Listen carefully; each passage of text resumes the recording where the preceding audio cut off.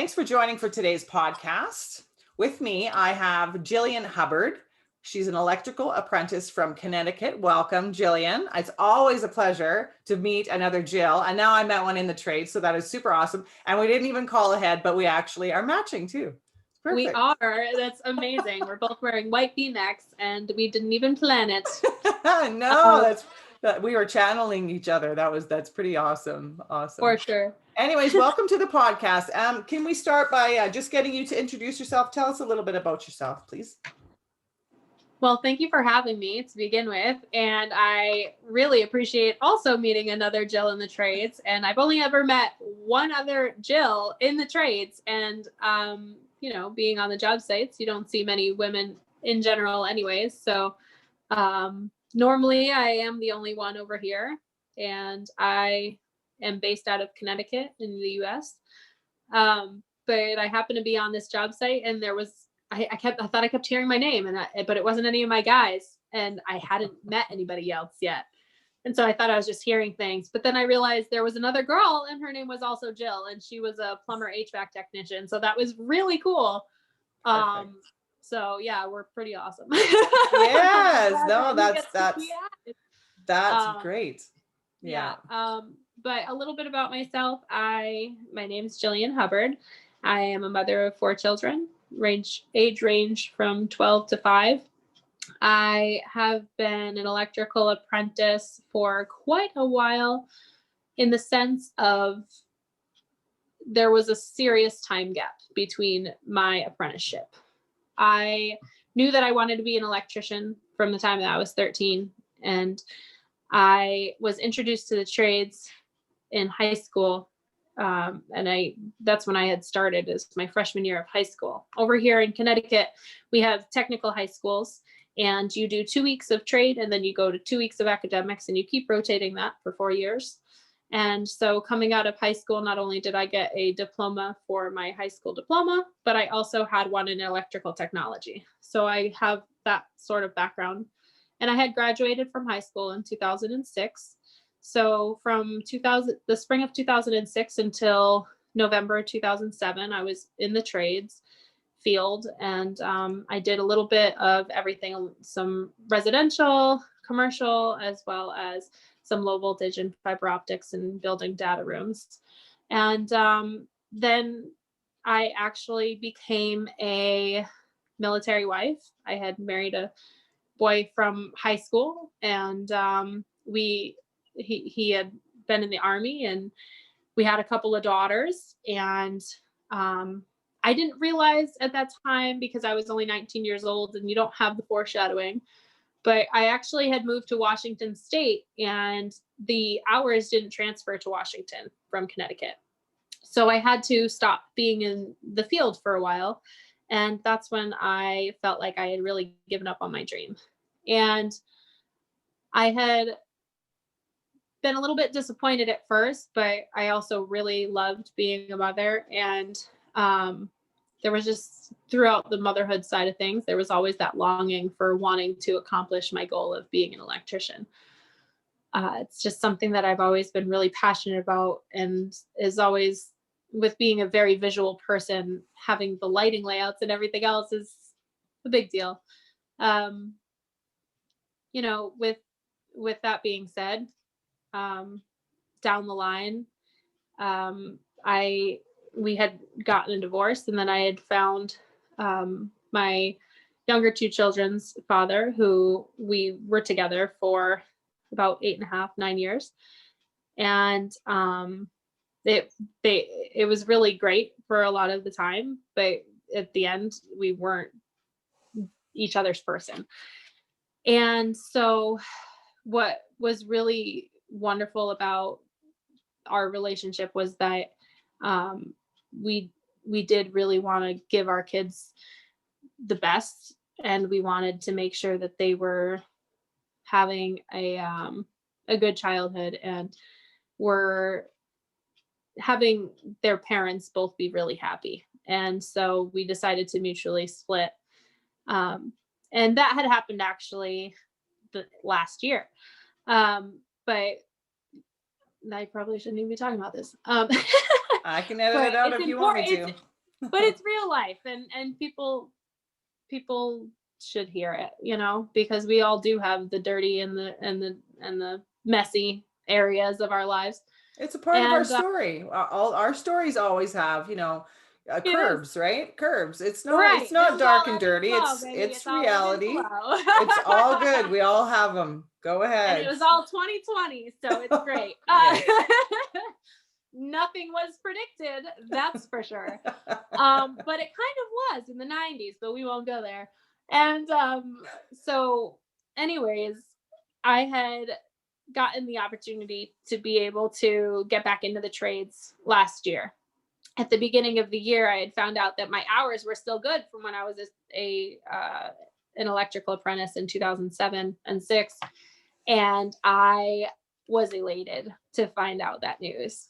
And from the second that I found out the news, I was immediately like researching different companies that I might be interested in landing with. And one of the things that were huge for me is finding a company that took a lot of pride in their work and was very safety oriented and did all different areas and backgrounds of electrical, because I really wanted that well-rounded apprenticeship.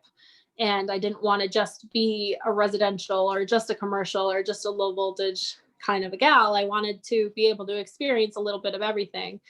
And I don't need to be the best at every area, but even just having the knowledge of the different areas was a big deal for me getting back in. And with finding out that I had that 3,500 hours already accounted for, and being able to reignite my dream to become an electrician, that was probably the most empowering thing that had happened to me. Like in that moment when I realized that I didn't just give up my dream, I just postponed it. And I was able to reignite that moment and really go for it. That just transformed everything. It transformed the outlook on all of that. And I didn't feel like that disappointment that we all put on ourselves as women and as people, and we don't feel like we accomplished something that we really wanted in life. And I never regret anything, because I feel like everything happens for a reason, and we're all where we're supposed to be when we're there, and everything that we're supposed to have will come to us. And I'm a very firm believer in that. But there is always sometimes that little bit of a lingering, like I really wish that I was able to have accomplished that. And I think that when you're a very determined person, it's even harder to like let that go. Yeah. Yeah. But yeah, so I am a mom of 4. During the 12-year gap that I wasn't in the trades, I was an entrepreneur, and I actually was am a holistic practitioner. I had gotten certifications in a variety of different modalities, including my Reiki Master certification for Yusui Reiki. I have also set up many workshops for predominantly women and children as my clientele, mothers specifically, especially first-time moms. I like to help them navigate, and I really enjoy helping people network. And just in general, my classes that I do and my one-on-ones that I do for my clients, I like to really focus on empowering them and helping them really step into what makes them unique, because we live in a digital age where people feel like it's necessary to be like each other, and it's not necessary at all. And sometimes we forget how much value we have in our uniqueness. And so I like to rekindle that with women and kids, because kids feel that pressure too, especially with all these different social media platforms and everything else. So I like to do that. And I also really like to work with kids that have sensory processing struggles, because they're just so fascinating. They're always so different. And connecting with them in different areas and like helping them build sensory gardens and stuff like that is pretty cool. But yeah, I really love that whole side of things. And there was a couple of years where I actually had worked with Alzheimer's and dementia residents in a lockdown unit for a residential living space, and I got to be a recreation person, and I was totally cut out for that because it's just a ball of fun. It's not a career for me per se, but gosh, I loved it. And just putting a smile on all their faces was amazing. And they really taught me a lot of patience, which was fantastic. And just being able to be a part of that part of their lives was really wonderful for me. So I feel like, with the journey of being a military wife for the first 5 years of my 20s, and then, having my two daughters, and then being on my own as a single mother, and then having my other two with my ex, and us building a life together and still working as a team after, he's making sure that the kids are doing their schoolwork and everything, and teaching them 3 different grades while I'm able to go into work and be in the trades. And so I'm very grateful for that. Despite any differences that we have, that is a fact. And it's one that I definitely want to recognize. Wasn't planning to on a podcast, but it's still a part of the now. No, and it's really important. I have the same relationship with my son's father. We both share the duties, and he was very helpful early on when I was having trouble finding childcare. It's really important for people to overlook those differences. I mean, just because the relationship didn't work out doesn't mean you got to fight like, cats and dogs, they say. You have kids together, be civil, raise the kids, and be, respect the other parent. That's going to teach them, how to be in their relationships in the future. Right. Well, and that's the biggest thing, Jill, is the one thing I've always wanted to teach my kids is how to have positive, healthy relationships, whether it's married or it's divorced or it's, friendships. They all matter. And me and him had agreed that our relationship wasn't going in a direction that was going to be able to do that all the time. And we both deserve to be very happy. And we also need to show our kids that you don't just stay together, and you can, find your person and thrive and be wonderful, wonderful friends. Yeah. Exactly. That's the biggest goal. Respect. And that, I think that's going to teach them respect in a lot of different ways too. Right. So many. All the way around. We could go on and on about that, but we should, let's stick to trades. No, it's great to share your story, right? And it shows that it can be done, because here you are returning to the trade with 4 kids, and you've been out for 12 years, but we're going to talk more about that in a minute. I'm going to get to the questions, if you don't mind. Yes. So how did you get started in the trades? I guess we've already answered that, because you did it in high school, which is fantastic. And we don't find that very much with women in the trades. We usually get, overlooked. It's not offered to women in the trades, especially somebody like me that's been in the trade for 25 years, right? It was never offered to me at all. But it's great that you did. And you knew right away what you wanted to do. And then now I'm not surprised you're back. I love the trades. I don't even think I could have been out for 12. I don't know. But no, I'm glad you're back. I'm really glad you're back. So how far have you explored in the trade is the second question. So really, you're on your journey. You're still going for your journeyman certification. But as I said earlier, we had a little chat earlier that was not recorded. I honestly think talking to you that you're foreman material or more, right? Foreman is just the beginning, because then there's GF, then there's supervisor. And if you do join a union, the IBEW in your area, you can go on to be like a business agent or a business manager, and on and on and on, right? I just became the first female in my local to be an elected official, or an officer, I guess. That. Congratulations. An officer, for the executive board. So I'm very excited for that. I can't wait to get started on that. So you never know where it's going to take you, but I see foreman in your future for sure, just from our conversation. And we've never met before today. No. So I really, I'm excited. Again, this is not. That was an accident. 2 Jills with white shirts. Yeah. I know, 2 Jills, white shirts. Yeah. Yeah. Okay. So what is your favorite aspect of your trade now? I think you told me this earlier, but I wasn't recording. What's your favorite part of being an electrician? My favorite part of being an electrician is, like many tradespeople, the final product. I love being at the breaking ground point and then seeing something that so many people had a hand in making as a team and multiple teams all together, sometimes working cohesively, sometimes struggling. But at the end of the project, you have this amazing building or any project really. And you get to see it come alive and everybody gets to enjoy it in the end. And that's incredible. And it lasts for not even years, it lasts for generations. And Yeah. it's just so wonderful. And I think that there's so many different facets, especially, well, with all the trades, but I know electrical. And so for me, electrical, there's so many different facets to it and there's endless learning. And I just think that anybody who has any sort of passion in being creative and building, and they're more of a kinesthetic learner and hands-on sort of a interest type of person instead of book smart, because book smart people are great too.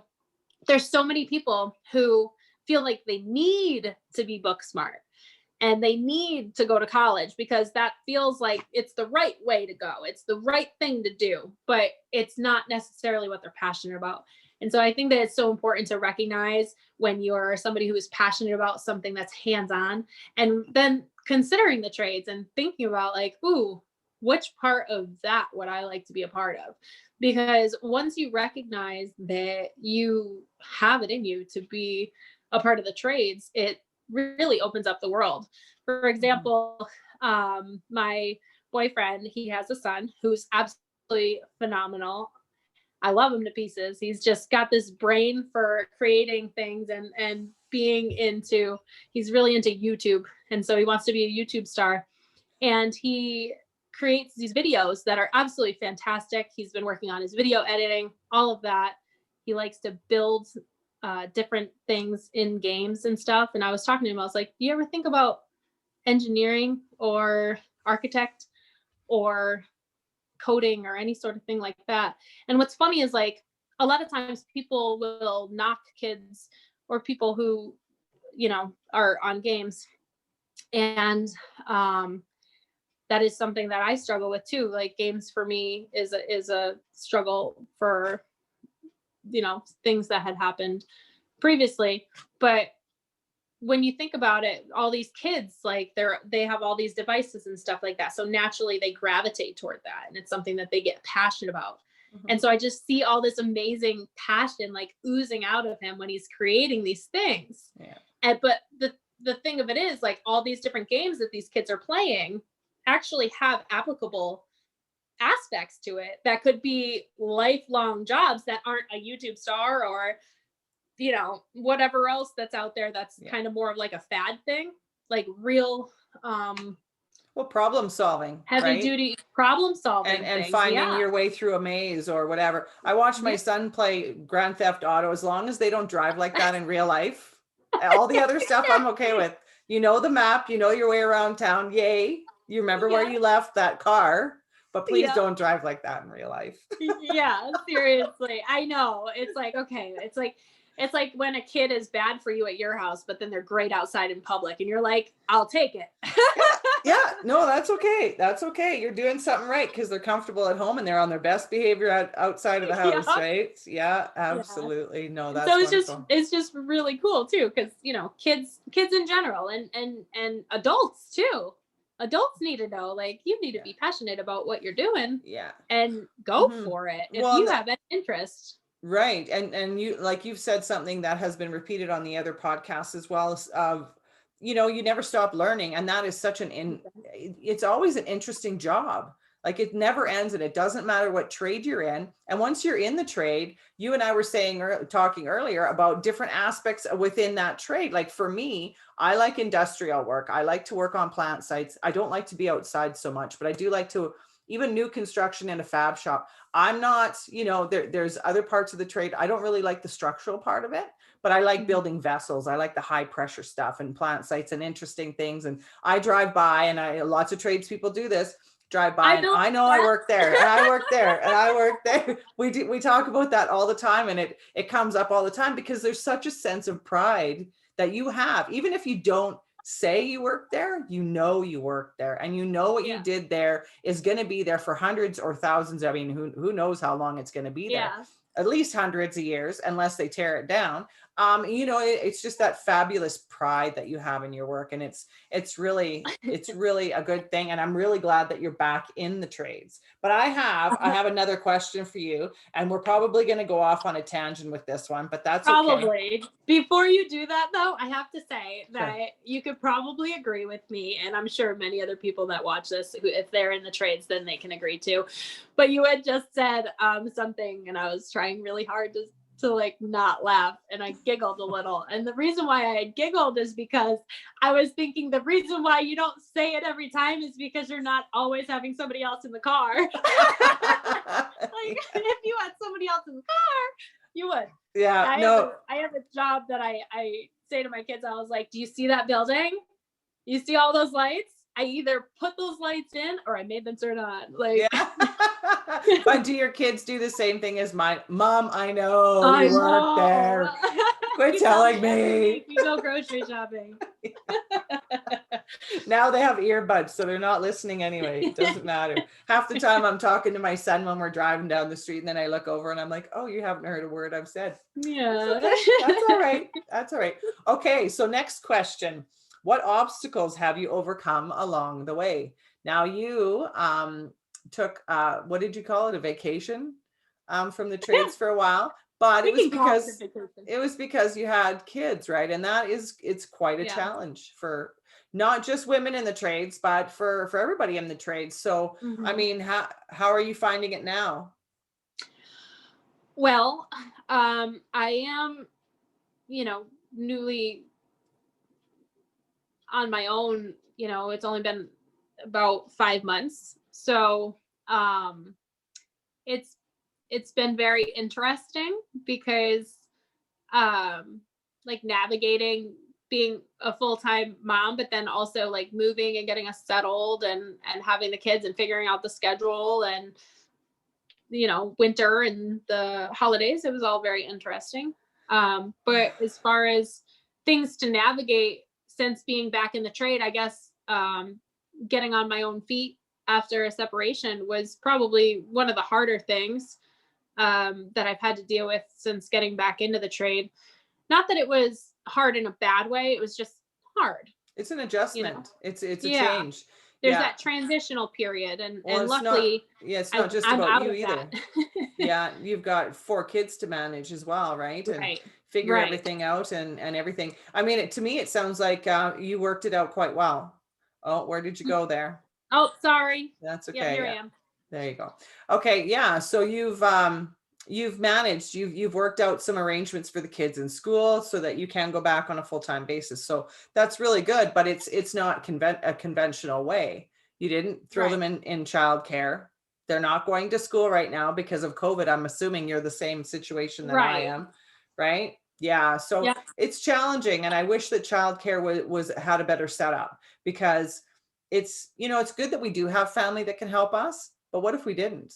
Where would we be? I don't have family. The only person that is with the kids is my ex. Yeah. And he's got his own stuff that he's going to be having coming up soon, and he's not going to be able to do that as much. And it's funny that you mentioned that, because I don't have any family, and I don't really have people that I can necessarily trust or go to or bring the kids to at 5:15 in the morning or earlier.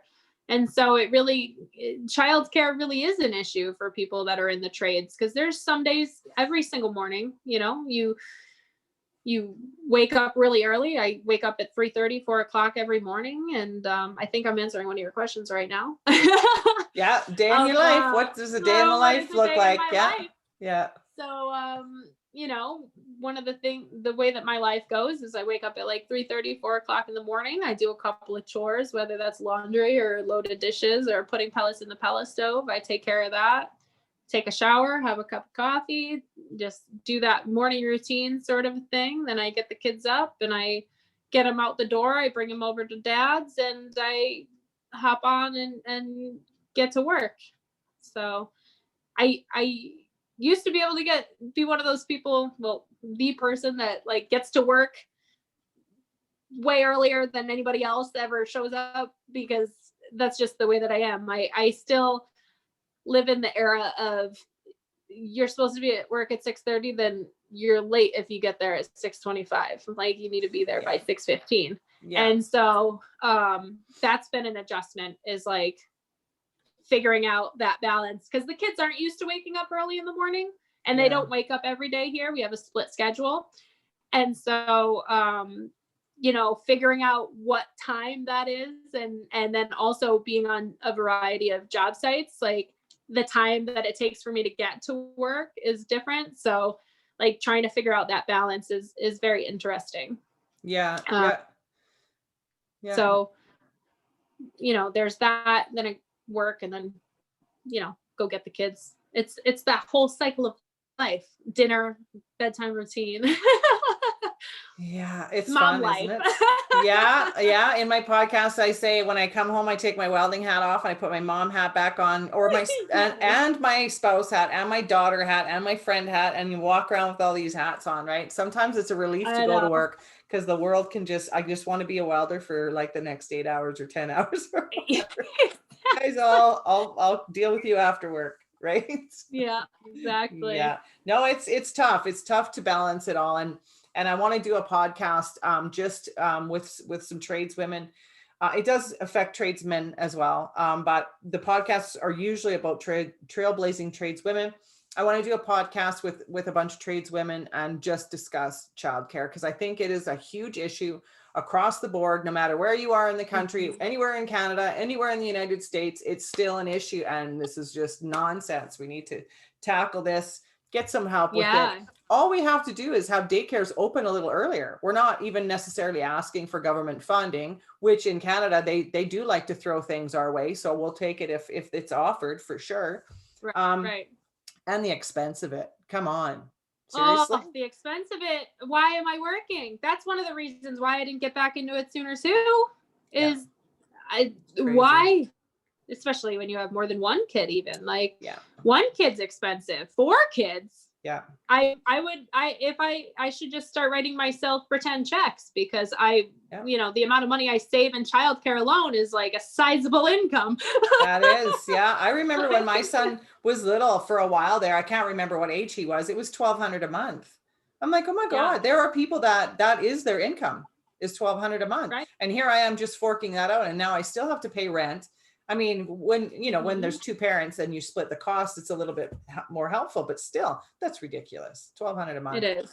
But anyways, we have to do something about it. And also, I think that we can both agree, like, if anybody that's in childcare is watching, we're not knocking what you're making. No, they're totally worth it. It's just literally just hard. It makes it very hard to survive, the different regions of all of the world. Like, it needs to reflect a living wage. So absolutely. I don't know how we can fix it. Here government here is really trying to promote women in trades. So I think here we could get government funding for somebody that's in their apprenticeship at least, and see if maybe they can get subsidized childcare or something like that. Childcare is definitely, what would we do without it? It's worth every penny, but that's a lot of pennies. It is a lot of pennies, and it's not a lot of range for hours. It really, and also, not for nothing, but it isn't even just the trades, it's the second shift and the third shift workers too. And so, there should be 24/7 childcare. Well, and I've said that before. And I've never heard of 24 hours a day, 24/7 childcare in Alberta. It might exist. I've never heard of it. In Ontario, I never have either. I just felt like I came up with it. No, in Ontario, apparently it's a thing, because don't forget, we've got shift workers that are in the medical field, like ambulance drivers and things like that. What do they do with their kids, right? So there is such a thing. I've never seen it, and I think it needs to either be brought back, but even in the very least, daycares can just open a little earlier. I mean, I don't want my son to be in childcare for 14 hours a day. I'm not talking drop him off at 5:30, pick him up at 8 o'clock at night. That's too long of a day. But if I'm working an 8 or 10 hour shift and my shift starts at 6:30, but daycare doesn't open until 7:30 or 8, well, I can't work. So Right. can you just match my shift? I don't think that's too much to ask, to be honest. Right. But I think putting all these videos and clips of these videos and the video I do with all the women talking about childcare together and presenting it, I hope will make a difference, because this battle, my son's would love to 16. be a part of that. Yes, I'm putting you on the list. You will Yeah. definitely be there. Yes. I And know you're I with the holistic practitioner side, I have a lot of the mindful living stuff that could definitely flow into that, and I love marketing, so good. that will help too. Yes, yes. No, that sounds wonderful. That sounds really good. Oh, okay. So here's another question for you. Did you have other women that you could look to for support? You did. You just Well, I you told have me. you now. Yes, you do. You do. And you have, I'm going to help you get a network in your area. I'm going to help you. Yes. You either have to create one on Facebook or find one on Facebook, because we've got one in Alberta that is just amazing. But yes, and you can call or text me anytime. Yeah. I haven't quite formulated, although LinkedIn is helping me connect with a lot of women in the trades the last couple of months, and so I look forward to those connections growing and to friendships and camaraderie and to different, we can all connect with each other more. And so I am all ears. I am always willing to learn something new, and I am always willing to help network. I love networking. If I don't know something, I like to know who does know things so that I can send people their way. And so, that's the same with the trades. Like, there's so many of us. And I didn't even know it. Yeah. But there was one time I was on a job site. I had told you earlier. There was one time I was on a job site, and the girl's name just happened to be Jill, and she was in HVAC and plumbing. But I thought it was so funny that your nickname. So now I'll have to be Jill the Electrician. Yep. Yeah. I'm Jill the Welder. You're Jill the Electrician. She was Jill the HVAC girl. Yeah. Yeah. HVAC plumber. Yeah. Yeah. So it doesn't happen often. I'm generally the only. Yeah. And so, that's one of the things that I think helps us try to help get the word out there and get more females inspired into being a part of it, so that they're not having to feel that single female lifestyle in the trades world. Because it is hard sometimes, admittedly. It is hard sometimes when the guys are like chatting it up, or they do things outside of work, or they exchange each other's phone numbers, not because they're needing to use their phone as a walkie-talkie, but because they want to connect. And that doesn't happen with females. We don't do that. And if we did do that, and when we do that, if we do grow a friendship between us and another person in our trade, there's chatter, or there's like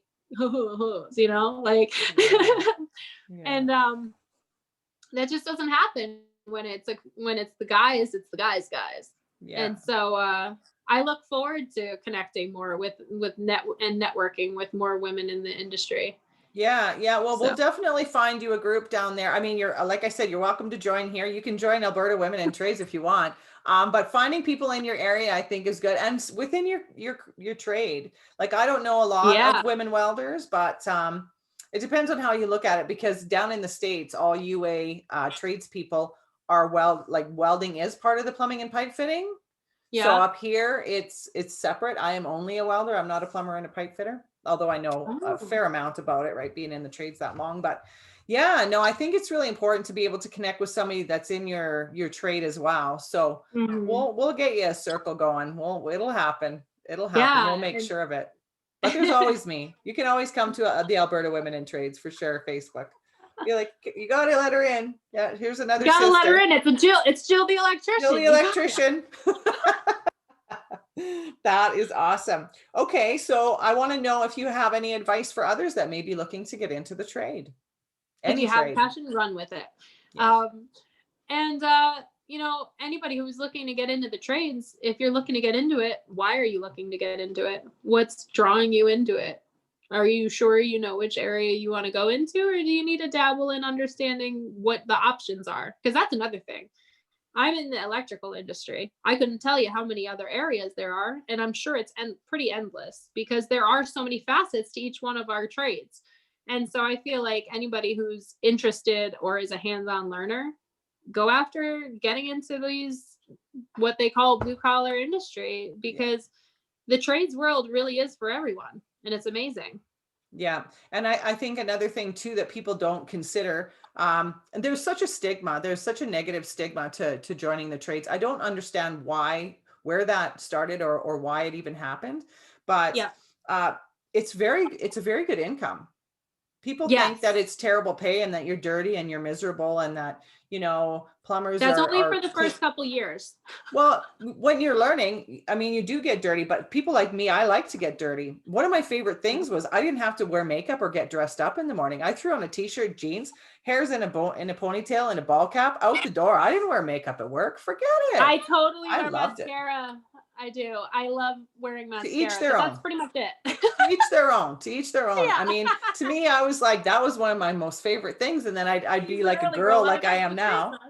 I'd do this on the weekend and people wouldn't recognize me. I could walk right past people that I work with. And if I Yeah. didn't talk, my voice, they would recognize my voice. But if I didn't talk, they had no idea. Like I'd go to a Mhm. union meeting looking like this. I'd be like, Uh-huh. who's the chick? Who is this? Yeah. Whose Then wife is that? Yeah. Was it wife night? Whose girlfriend? Yeah. Yeah. And you're Yeah. like, hey guys, and they're like, whoa, how'd you get her voice? Yeah, exactly. Oh my God. I know you. Like, yeah. Mention something that happened at work and they're just like, what? But yeah, no, it's there's a lot of fun in the trades, a lot of camaraderie. There's a lot of fun that we have in the trades, but the pay, I never used to mention the pay, but I think if we start mentioning how good the pay is, it'll bring a lot of people, male and female, out of situations of low income or poverty. Like I know you have 4 kids, I have 1 kid. Having a job like we do, we get benefits. We get that income where we can spoil our kids just a little bit more. We can give them those nice things and those holidays working in the trades. So, I Right. mean, why would you not work in the trades? I was a waitress before. I didn't make much money and I knew I didn't want to do that. I couldn't imagine having a kid and living on that wage. I would be, living paycheck to paycheck, and that's no place to be. You have to build it up. And in the trades, every year, every level that you increase is more and more money. And then when you get to journeyman, you can still become foreman like you will be, I'm sure, someday, or GF or supervisor or BA, business manager, whatever you want to be. You can still keep going and that income rises. Right. The higher you go. So. Well, and that's one of the things too. I don't know if people recognize, but like, sure, sometimes it doesn't look as exciting as other pays might. But here's the thing, are you looking at what you can be making now or what you think you might make when you're done with college? And how often do people really follow through with what they think they're going to do after college? How often do they get the jobs, especially right now? Like the trades industry needs more bodies and they need more female and male bodies. Yeah. And it's one of those things that's not going away. And during the apprenticeship, I'm not sure how they do it in Canada, but here, at least in Connecticut, the way that they do it is you get a 5% increase. It's every 1,000 hours, I believe. You go up 5% to it. So you start out at a certain percentage. I'm not sure what you start out as, at like 75 or 80% of what a journeyman makes. And so if you're non-union, like I'm non-union, then depending on who you were with a company, whether they pay the bottom of the scale for a journeyman level for that state or province. I'm not sure if it works like that for you guys, or if they pay, higher, you're getting 80% normally of what like the median pay is that they do. Yeah. They normally figure out like the median of what they pay their journeyman normally. And then you get like a percentage of that. But the thing that's cool with the apprenticeship is you're not paying to go to school. You're literally getting paid to learn, and you're gaining that career. And when you start young, when you start fresh out of high school, you really open up the doors to being a homeowner, to setting yourself up financially, to gaining a career, to then moving on to so many different levels and facets to your industry by the time you're 30. And it's fascinating that it's not talked about more. It's very interesting. And I think that it is starting to gain a little traction. It is gaining traction. And what I say is I don't diss people that do go to college, and I know you aren't No, either. not at all. We do need those people as well. But we do see a lot of people that join the trades later in age, have already been there, done that, and they've got this huge student loan. And we don't have that student loan, right? That just doesn't happen for us. I mean, when I went to school, I didn't have to pay for school. It was just part of, Alberta trades. I didn't have to pay for my school, and we have employment insurance that we get to sit on like as a student for the time we're in school. For us, what we do is first year. So welding is a 3-year trade. First year, I'm making 60% of the journeyman rate. Second, I'm making 75%. Third year, I'm making 90% of the journeyman rate. If I was working non-union, that rate of pay would depend on the shop. As union, it's a set rate. Everybody that's a journeyman makes that rate, and then you figure out your percentage likewise. And we have to work 1,560 hours per year before you get bumped up to the next level. So you go to school for only 2 months per year. So I take 2 months off. I take my first year of schooling, my first, oh my God, I can't think of the word. Quarter? Well, yeah, well, it's thirds. So for year one, I take my year 1 of schooling, and then I take year 2 schooling, work for a year, take third year, and then I get my certification. These are mine behind me. The single one right here is mine. A red seal endorsement in Canada means that my ticket is recognized across the country. The 2 middle ones are my dad's. He's a pipe fitter, steam fitter, and a welder. And then this is my grandpa and great grandpa here. But anyways, yeah. So, it's a 3-year thing. It is a lot different in every province here. It's different. And every state down there, it's different. It's different if you're union. It's different if you're non. So really, I mean, if somebody's getting into the trade, they have to look into their trade. But you can find all that stuff out online. And that's the handy thing. You don't even have to pick up the phone and phone. It's all online. Right. So that's the amazing part of technology nowadays. And the thing is, really, none of us has any excuse for being ignorant to what's out there, because it's all literally in our pockets in the phone. So everybody has access to all of the information of the world and the stuff that doesn't exist too. And it's incredible that we have that luxury now. I mean, think about it. Even when I was in high school, like 2006, that whole area, my phone's dying. But in that area, we didn't really have computers as glorified, and they were just kind of like, I don't know, they were kind of breaking out in the 90s and 2000s. You remember Y2K? Yes, I do. I went and I spent that night with my grandma, New Year's Eve, because I wanted to make sure she was okay. Because we all thought computers were going to crash and it was the end of the world and no electricity. I was like, "Hey, Grandma, I'm going to come and spend New Year's Eve with you." Nothing happened. Nothing happened. 21 years later, still here. It's still thriving. Yes. Yeah. Craziness. Anyways, I know your phone's dying. So now my cat's got to bother me. Never happens. 2 Jills, 2 white shirts. It's a weird night. It's a weird night. So I'm going to give you final remarks. If there's anything that I haven't shared that you want to share, please, the floor is yours. Oh, geez. Oh, what I want to share. I think that, I wasn't expecting that. Okay. So final remarks. That's a really good question. You know what? I think that, well, first of all, I want to say thanks for having me. And it's always a pleasure chatting with you. And I really enjoy our conversations. And like I had said to you before, I've never met a Jill that I didn't love and didn't find exceptional. So I'm glad I got to meet you. Feelings mutual. Yeah, we'll have more conversations. Yeah, we'll have more conversations over coffee via phone, of course. Yes. And so I'm really grateful for tonight and you helping me get a little bit of my story out there. And yeah, I mean, I did overshare a little bit in my personal life, and generally when I tell a story that has to do with my personal life, there's somebody out there that needed to hear it because it was going to help them. And I never understand why I say what I say. Being a holistic healer, there's a lot of times that my intuition ends up just going on about things, and my guides help me do that for reasons I don't know. And so I think that the reason why I needed to share what I shared tonight was because there's another mom out there that might have a similar situation or story, and it's going to help her grow, and it's going to help her feel inspired. And so that's what I'm hopeful for.